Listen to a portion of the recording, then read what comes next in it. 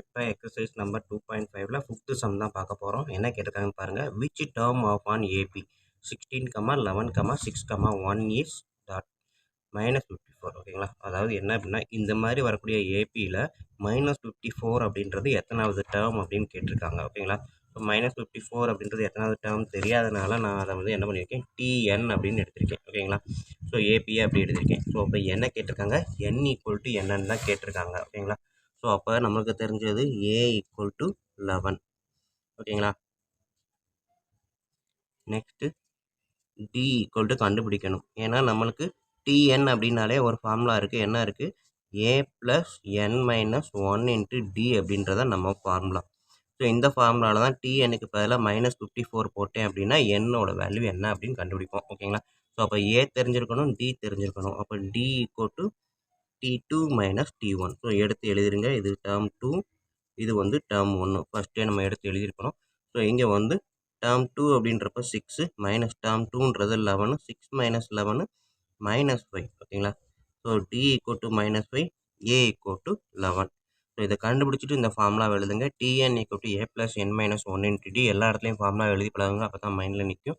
So இப்போ ஏவோட value 11 plus என்னோட வேல்யூ என்னன்னு தெரியாது, அதனால் N மைனஸ் 1. டியோட வேல்யூ பார்த்தீங்கன்னா -5. ஓகேங்களா? கண்டுபிடிச்சி வச்சுருக்கோம். ஸோ இப்போ இதை அப்படியே நான் வந்து எக்ஸ்பிளைன் பண்ணுறேன். இந்த -5ன்றது இந்த ப்ராக்கெட்டில் உள்ள 2 டேர்முக்குமே காமன் மல்டிப்ளிகேஷன் தான். ஸோ அப்போ n into -5 -5n minus into minus plus. ஓகேங்களா? 1 into 5 plus 5. So 11 plus 5 16 plus into minus minus 5n.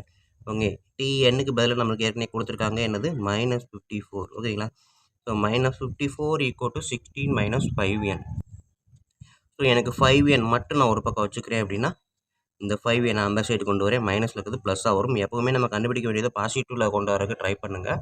அப்படி முடியாத பட்சத்துக்கு எல்லாமே நெகட்டிவாக வருதுன்னா தான் நம்ம வந்து நெகட்டிவ்லேயே வைக்கணும். ஸோ இப்போ -5n அந்த சைடு கொண்டு போனால் +5n. இந்த 54 மைனஸில் இருக்குது. அப்போ இந்த சைடு வரும்போது +54 +16 ஆட் பண்ணிங்க அப்படின்னா 70. So 5n equal to 70. அப்போ n equal to 70 divided by 5. கரெக்டாக? So n equal to 70 divided by 5. So அடுத்து பார்த்தீங்க அப்படின்னா 14. ஓகேங்களா? ஸோ n ஈக்குவல் டு 14 அப்படின்றது therefore T14 ஈக்குவல் டு -54. ஓகேங்களா? ஸோ இதை சென்டென்ஸில் எழுதுறீங்க அப்படின்னா therefore -54 is the term of 14. ஓகேங்களா? 14th term of the AP is -54. எப்படி வேணாலும் எழுதலாம். ஓகேங்களா? ஸோ n ஈக்குவல் டு 14 நம்ம கண்டுபிடிச்சி வச்சுருக்கோம். ஸோ இந்த எண்ணை தான் இங்கே அப்ளை பண்ணியிருக்கோம். ஸோ இதுதான் வந்து 5th சம்மு.